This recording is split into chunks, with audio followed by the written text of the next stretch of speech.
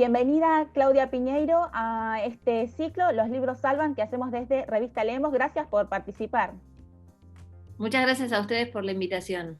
Bueno, está dando sus primeros pasos este libro que ya está saliendo, que reúne 6 obras de teatro, y el título es ¿Cuánto sale una heladera? Contame un poco cómo fue el proceso de realización, cómo fue la decisión de llevar estas 6 obras a un libro. Bueno, existe un libro anterior que había salido con otra editorial, y un poco la idea ahora era, como tengo yo todas mis obras en Alfaguara, ¿no? Y hay como una suerte de compendio de todo lo escrito ahí. Alfaguara me propuso hacer este volumen, resaltando justamente esta obra, ¿Cuánto vale una heladera?, que es una obra que, mira, yo la quiero muchísimo porque es la primera obra que escribí y se puso, fue para Teatro por la Identidad. Teatro por la Identidad es el teatro que apoya, digamos, la búsqueda de las abuelas de Plaza de Mayo. Es una obra de humor, porque ese año las abuelas pidieron que las obras no hablaran solo de la identidad relacionada específicamente con la desaparición de personas y con los niños apropiados, sino que tomáramos la identidad como una cuestión que le puede importar a cualquiera. ¿Por qué? Porque si la sociedad toma el valor de la identidad como algo que le importa, también se iba a interesar por este asunto. Sí, en a cambio, poder apropiar de alguna manera del tema. Exacto, si no había gente que le resultaba ajeno, que decía, no, bueno, yo no tengo que ver con los desaparecidos y los niños apropiados, entonces es un tema ajeno. Claro. Me pareció muy inteligente lo que ellas plantearon. Hagan obras que hablen de la identidad en general para que el valor de identidad sea algo importante para la sociedad. Y ahí aparecieron obras no específicamente sobre el tema de la dictadura, pero que tenían que ver con la identidad, y me permitió introducir el humor, porque yo no hubiera podido introducir el humor en una obra donde hablaba de desaparecidos y niños apropiados, pero sí en esta obra que habla de una persona que la compañía eléctrica, cuando vuelve la luz, le quema la heladera, y como en la factura de la luz dice pi peso seiro, porque la ñ no en muchos lugares computadora, claro. y en el documento figura Piñeiro, entonces empieza todo un derrotero kafkiano para encontrar la posibilidad de que le paguen la heladera que le quemaron, porque la compañía le dicen que se tiene que presentar el titular, y que el titular no es ella, porque ella no es Pipe Soseiro, sino que es Piñeiro, ¿no? Claro. Entonces, bueno, empieza todo un derrotero por distintas administraciones públicas viendo cómo hace para solucionar el tema. Es una obra que yo quiero mucho, además, porque se está haciendo todo el tiempo en distintas partes del país. Vos sabés que existía este libro que te digo anterior, pero mis obras están en Argentores, entonces muchas compañías me escriben para pedirme, yo a veces les mandaba el Word cuando no estaban en los libros, etc. A mí lo que me interesa es que las obras circulen. Claro. Y en este momento seguro se está haciendo en distintas escuelas o pequeños o grandes compañías, amateurs o no, etcétera, en distintas partes. Y eso es como algo mágico, ¿no? Que esa palabra sigue circulando. Por eso me encanta que salga este volumen con este título y la tapa, viste, que es una mujer caminando como adentro de una heladera. Sí. Entonces, bueno, me parece que es un gran homenaje a esa obra que hizo un recorrido de tantos años, ¿no? Porque esto creo que fue en el 2005, estamos en el 2020 y sigue vigente. Después hay otra obra que a mí también particularmente me afecta o la siento muy importante de alguna manera, que es una obra que habla del genocidio armenio en paralelo con la dictadura militar, que es una obra que se llama Un mismo árbol verde, y que yo la escribí en función a un proyecto que teníamos con una amiga, Luisa Irabedian, que es una abogada que además hizo una presentación acá en un juicio pidiendo la verdad, ¿no? Hicieron un juicio por la verdad al Estado turco para que se declare genocidio lo que hicieron con los armenios. Se reconozca el genocidio, sí.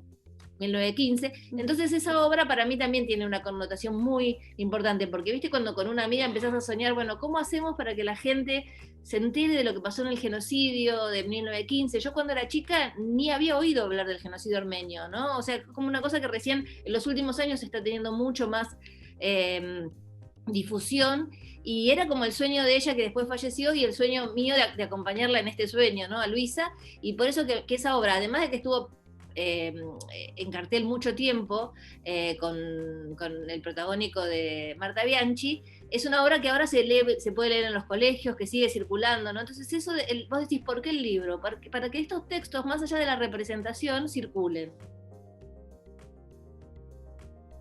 Me parece súper interesante. Igual tengo la idea, no sé si es así realmente, pero como que antes, ponerle que en la década del 60, 70, era muy común editar textos de teatro, ¿no? Mi corta experiencia en bibliotecas, había mucho libro de teatro, pero editado más o menos en esas épocas. Últimamente no se ven, o por lo menos en las editoriales que más conocidas que tenemos a mano, no se suele ver Mira, teatro editado. a mí siempre me gustó leer teatro, siempre, pero es cierto que últimamente parece como algo de nicho, ¿no? O sea, vos tenés Tal que ir a cual. buscar los libros de teatro específicos, hay autores modernos digamos que están poniendo sus obras en Berlín, que es en Alemania, que es un lugar donde hay un excelente teatro, en Londres, en Madrid, en distintas partes, y que acá llegan con cuentagotas, ¿no? Que están esos libros, pero que no hay un público acostumbrado a leer teatro. En ese sentido, muchas profesoras de colegios secundarios son grandes formadoras de lectores de teatro, ¿no? Porque el teatro a través de la escuela secundaria también llega porque hay una suerte de lectura dialogada, ¿no? Uno parece que está hablando con el otro. A mí siempre me encantó leer teatro y es cierto que yo era lectora de teatro independientemente de ir a ver esa obra o no. Por ejemplo, Tennessee Williams o Arthur Miller son autores que yo leo sus obras como si estuviera leyendo una novela, como si estuviera leyendo un cuento, ¿no? No estoy pensando, esto es una representación, sino que para mí ellos escriben algo que yo lo siento absolutamente literario, ¿no? Después Claro. hay otro teatro más moderno que es como mucho más seco, ¿no? Más seco, más de solamente el diálogo, casi Tal sin vez una más didascalia, narrativo, digamos, ¿no? sin voluntad narrativa. Es más como una apuesta, la palabra, para que después el director que va a hacer esa obra ponga todo eso otro que quizás Arthur Miller o Tennessee Williams tenían como el detalle, y tantos otros autores, el detalle de ir contando entre medio y que te hacía como una narración más global.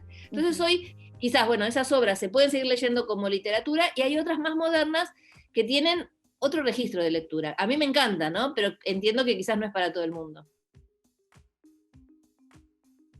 ¿Y vos cómo escribís teatro? Porque por ahí charlando con otros dramaturgos y dramaturgas decían, bueno, lo voy probando en la escena, charlo con los actores, después va saliendo, lo armo. ¿Vos cuál es tu técnica para escribir? ¿O cómo te surgen esas ideas y tú decís, esto es una obra de teatro? Mira, yo escribiendo literatura sentía que había algo en los diálogos, ¿no? En decir, vengo a decir esto, que es lo que hace el personaje, ¿no? Y dice que me gustaba mucho, ¿no? Entonces por eso empecé a estudiar dramaturgia. Yo estudié en la Escuela Municipal de Arte Dramático, que es la EMAD, donde tenía profesores como Alejandro Tantañán, como Mauricio Cartún. También hice cursos aparte con Mauricio Cartún y con otros autores, pero digamos, hice la carrera, ¿no? De dramaturgia en la EMAD con ellos. Y fue buscándolo a partir de la palabra dicha, ¿no? Desde ahí fue buscando escribir teatro.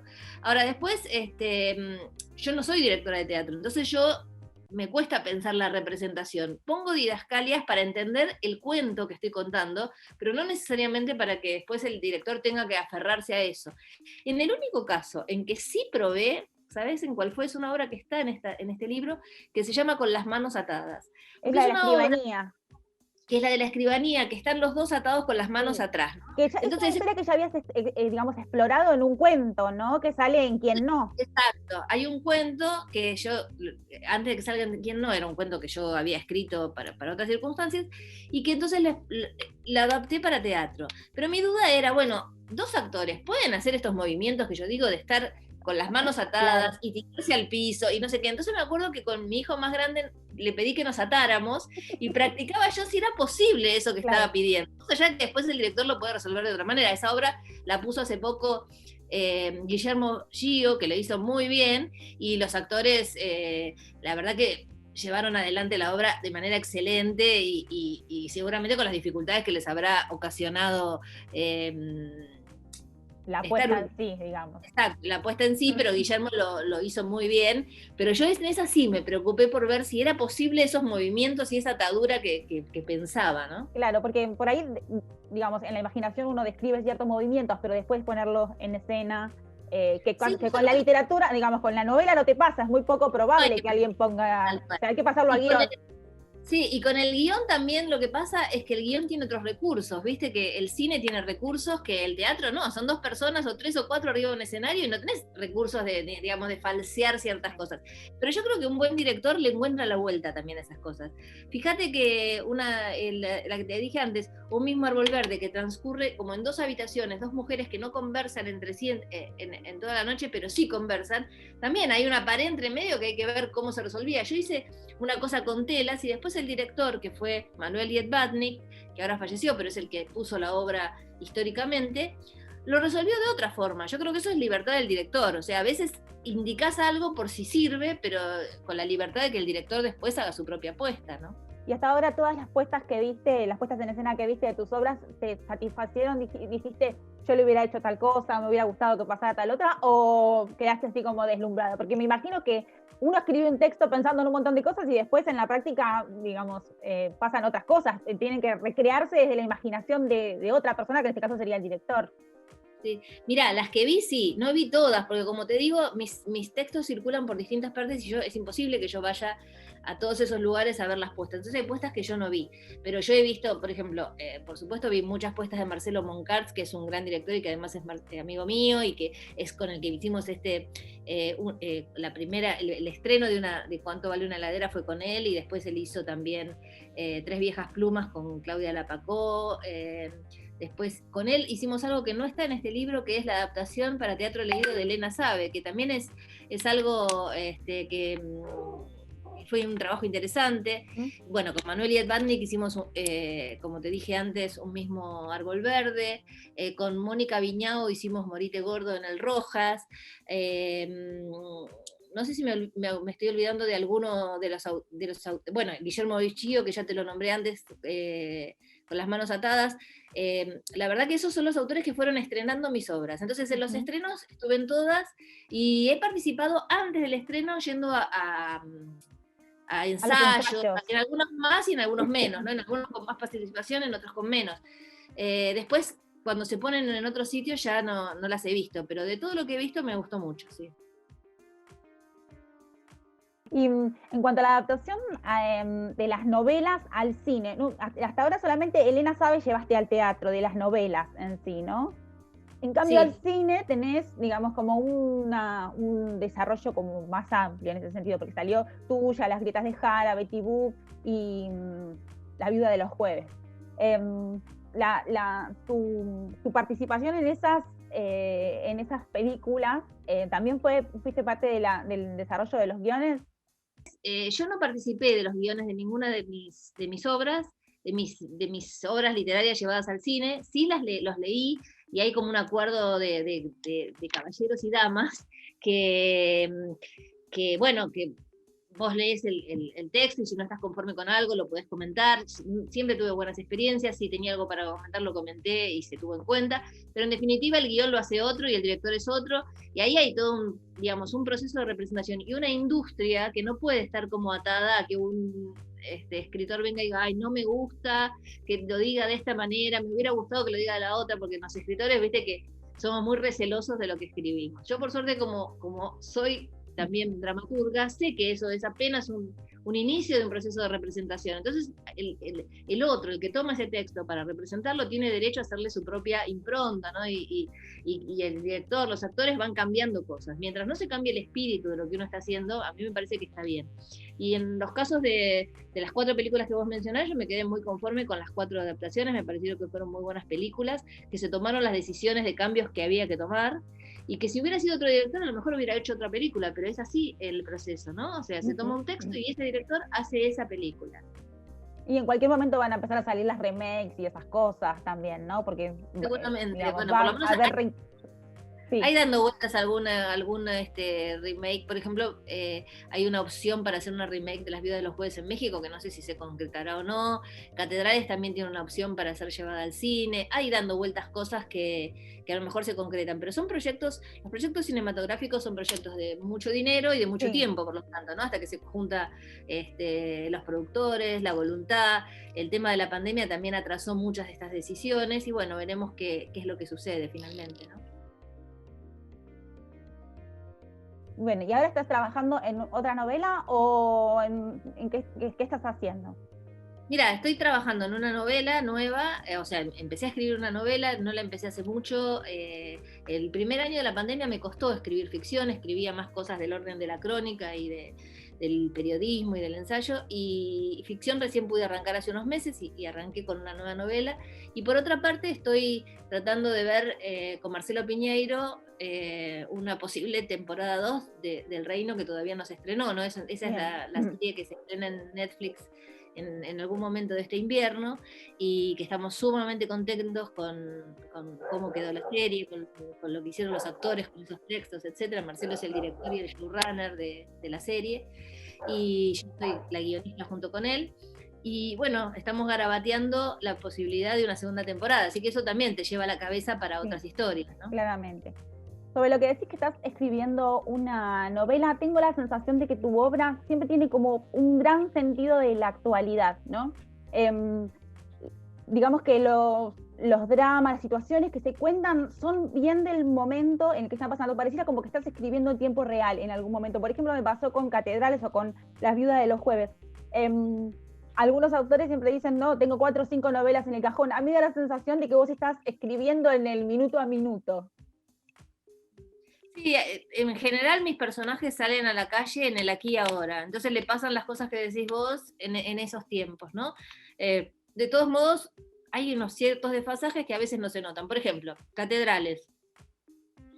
Está el tema del aborto, pero también en Tuya hace 15 años estaba el tema del aborto. Sí. Entonces quizás en ese momento alguien dice, no era un tema en la agenda, pero es un tema que a mí me obsesiona en casi todas mis novelas, o cuentos. Algo aparece el tema de la mujer en la sociedad, de la violencia de género, del deseo, de la maternidad, ¿no? El deseo, ¿no?, de ser madre está presente en muchas de mis novelas. Pero bueno, en el 2018 coincidió con el debate público. Entonces, como que se notó mucho eso, ¿no?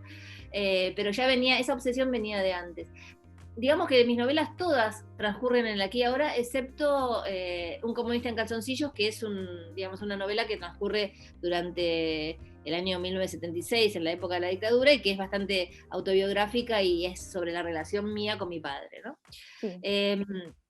Las demás sí, es como decís vos. Ahora la novela que estoy escribiendo, tengo algunas dificultades justamente por eso, porque también yo no, tengo amigos escritores que están terminando novelas que transcurren 10 años atrás o que transcurren 30 años atrás, y es mucho más fácil decir, bueno, no hubo pandemia, claro, escribo como si nada.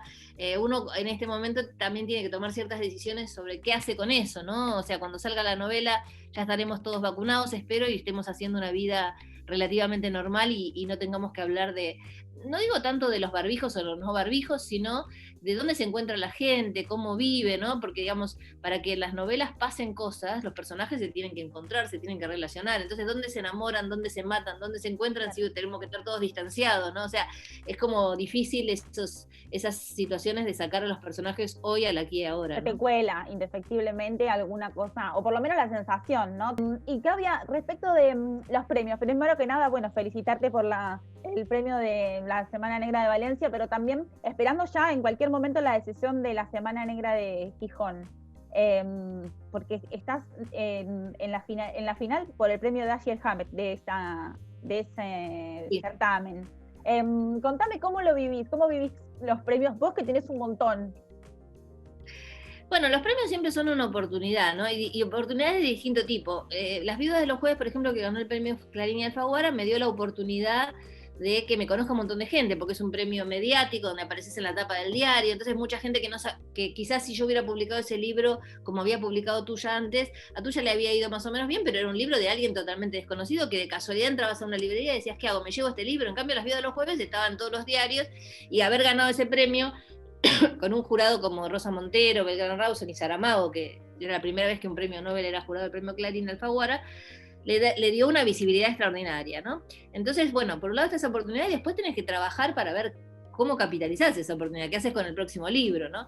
Entonces, no sé, después yo tuve premios como el Guadalajara con Las Grietas de Jara, que es un premio que a mí me encanta, ¿no? Que es en la feria más importante del libro de habla hispana, donde competís con obras de un montón de mujeres que publicaron en ese año. Gané un premio en Alemania que se llama Literatur Prize, que es el premio de los lectores alemanes. A mí me parece que cada premio tiene sus características y significa cosas distintas, ¿no? Con respecto al Valencia Negro o el premio de Gijón, bueno, es un premio dentro de un género, ¿no? Que es el género policial. Los anteriores no, son premios, digamos, a novelas, estos son dentro de un género. Entonces ya estás compitiendo con gente muy especializada en ese género. Y a veces ahí empiezan las cosas de, bueno, Catedrales, ¿es una novela policial o no es una novela policial? Todo ese tipo de discusiones, ¿no? A mí, el Festival de Palencia no lo conozco, es un festival donde eligen los finalistas el mismo festival y luego vota el público. Sí. Y ahí hay una particularidad que es que los autores españoles están en una categoría. Mejor novela. Pero yo, por ser argentina, estoy con los dinamarqueses, los nórdicos, etcétera, en otra categoría que se llama Best Novel. Entonces, sí, estaba ahí compitiendo con gente, digamos, que vos decís, wow, me tocó competir con esto, qué impresionante. Así que también fue muy, para mí, muy elogioso que me votaran. Y además que la gente te eligió, digamos, la gente sí, te eligió. O sea, es como vos decís, ¿cómo sabes quién te va a votar y quién no, y por qué te votan, ¿no? O sea, es como una cosa muy mágica eso. Y por otra parte, el de Gijón para mí es un premio, un festival al que yo le tengo tanto cariño y tengo tantas amistades que encuentro cuando veo esos festivales, y es como, hay como una cofradía de escritores que van a los festivales policiales, y el de Gijón es en ese sentido el festival, ¿no? El histórico. Entonces, para mí ya es un honor estar en esa terna, que no es una terna porque somos 5, ¿no? Pero con esos autores, ya eso, para mí era como, vos sabés que le decía a un amigo que si había un premio que a mí me hubiera gustado ganar, es el de Gijón. Es como esas cosas que vos decís, ay, ¿cómo me gustaría ganar este premio? Pero bueno, estar entre los finalistas para mí ya lo es un premio, ¿no? Seguramente, pero además también reconocerte de alguna manera como, Claudia, vos sos una referente del género, por lo menos de la literatura argentina, más allá de que por ahí tu obra no es solamente novela policial o novela negra como tienen otros autores. En tu caso en particular, hay muchas de tus novelas que son consideradas del género, como en lo que decís de Catedrales. Eso no es, viste, para ponerlo en la biblioteca, para separar suspenso de policial, dicen, ¿hay muerto? Policial. ¿No hay muerto? Suspenso. Funciona así. Pero bueno, digamos, sos una referente seguro de este género, de este gran género, digamos, de la novela negra. Y también se trata de reconocerte en ese lugar. Nosotros acá en Mar del Plata vos has venido muchas veces también al Festival Azabache, y ojalá algún día se pueda volver a hacer. Pero bueno, el material que tenemos de esos festivales, en casi todos estás. Sí, sí, a mí a veces me sorprende eso, porque cuando yo escribo una novela no estoy pensando voy a escribir una novela de género negro, pero aparece la muerte, como decís vos, aparece el muerto, entonces aparece el muerto, el enigma, la búsqueda de la verdad, hay que averiguar quién lo mató y por qué.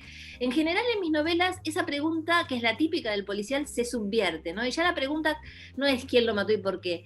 O quizás, como en Catedrales, pasaron 30 años sin que se descubra lo que pase, porque todos estaban encaprichados en que la pregunta es quién la mató y por qué, y a lo mejor se deberían haber hecho otras preguntas, y con esas otras preguntas hubieran llegado a la respuesta. Pero eso yo creo que no lo saca del género policial. Mucho del género policial de hoy está moviendo esos límites, ¿no? Y está cambiando esas preguntas para incurrir otras cosas, porque en realidad el género policial habla de la muerte, pero también habla de las violencias, de los crímenes que se esconden detrás de un crimen, de las sociedades que generan determinados crímenes y no otros. Entonces hay mucho de lo que hablar. Entonces yo creo que quizás en mis novelas, en casi todas hay una línea policial, en alguna no, pero en casi todas hay una línea policial que está más arriba o más abajo. ¿Y qué es más arriba o más abajo, ¿no? De más principal, como puede ser en Betty Boo, o menos principal, como puede ser en Elena Sabe, que creo que el lector desde el principio sabe qué es lo que pasó, y la que no lo sabe es Elena. Entonces acompaña a Elena a ver qué fue lo que pasó. Creo que tiene que ver con la escritura, pero también tiene que ver con el lector que está del otro lado. Vos sabés que Borges dice que Poe no solamente no es que haya creado el género policial, sino que creó el lector de policial, el lector que se sienta ante un libro y dice, ajá, a ver, ¿cómo es esto? A ver, ¿será así o será así? Entonces dice que él generó un lector que ya lee con esa clave, ¿no? Entonces yo creo que depende de quién agarre una novela mía, va a leer con esa clave o no va a leer con esa clave, y va a tener una novela cualquiera donde murió alguien, ¿no?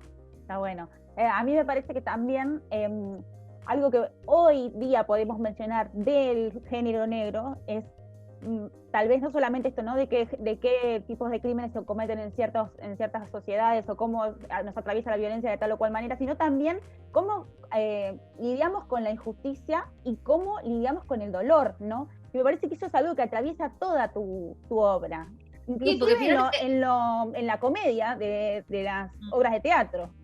Sí, sí. Vos fíjate que hace mucho tiempo, digamos, el género policial de alguna manera venía a hacer justicia de lo que no hacía justicia la realidad, ¿no? Entonces vos al final sabías quién lo había matado y seguramente iba a ir preso ese. Después eso fue cambiando, ¿no? Ya lo dijo Walsh, yo lo tomo en Betty Boo, ¿no? Esa cosa de, bueno, si no podemos llegar a la justicia, por lo menos lleguemos a la verdad. Y hoy quizás ni siquiera llegamos a la verdad, ¿no? Ese es el asunto. Entonces cuando te pones a escribir un policial, decís, sí, ojalá se pudiera llegar a la justicia, a la verdad, todo, pero a lo mejor no. Entonces el lector también tiene que estar preparado para eso. En ese sentido es muy interesante lo que dice Piglia con respecto a la ficción paranoica y lo que hizo en Blanco Nocturno, ¿no? Que es esa cosa de dejarte un policial con muchas dudas, ¿no? Y decir que como lector tener que soportar que a lo mejor no se sabe lo que pasó, sabe, ¿no? Sí, y hay que aguantárselas, ¿no? Y no puedes, bueno, tal vez hoy con las redes sociales podría decir, ¿qué pasó? Escribirle y decir, ¿cómo puede ser que no me resuelvas esto? Pero bueno, la verdad es que el libro es el libro, se tiene que resolver en sí mismo, ¿no? Y para terminar, Claudia, me gustaría que me cuentes, bueno, nuestro ciclo se llama Los libros salvan, y me gustaría que me cuentes de qué te salvaron los libros a vos. Así. Mira, yo creo que me salvaron de ser una persona que no soy, porque para mí la escritura tiene que ver con algo del ser, en el sentido que yo escribo desde que sé escribir. Después tuve que formarme y hacer todo lo posible para escribir bien, pero hay una necesidad de escritura ontológica que viene con vos.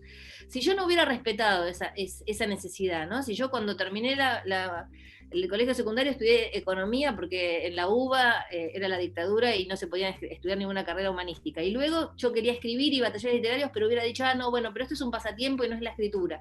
Y leo, pero leo en la clave de me divierte leer, pero no en la profundidad de lo que puede leer alguien que está interesado por la literatura. Y sería otra persona. Entonces quizás de lo que me salvó es de ser otra persona. Yo creo que no estaría, no me sentiría bien y tendría un montón de incomodidades conmigo misma que a lo mejor no las sabría determinar, a lo mejor no sabría decir por qué, pero seguramente no habría encontrado esa cosa que tiene que ver con la esencia de cada uno, ¿no? Yo lo haga bien o lo haga mal, para mí la escritura es algo que es fundacional, ¿no? Y la lectura también, porque sin lectura vos no puedes escribir, ¿no? No, por supuesto, por supuesto. Bueno, Claudia, te agradezco muchísimo que hayas participado en nuestro ciclo y bueno, vamos a leer teatro. Gracias, hasta la próxima.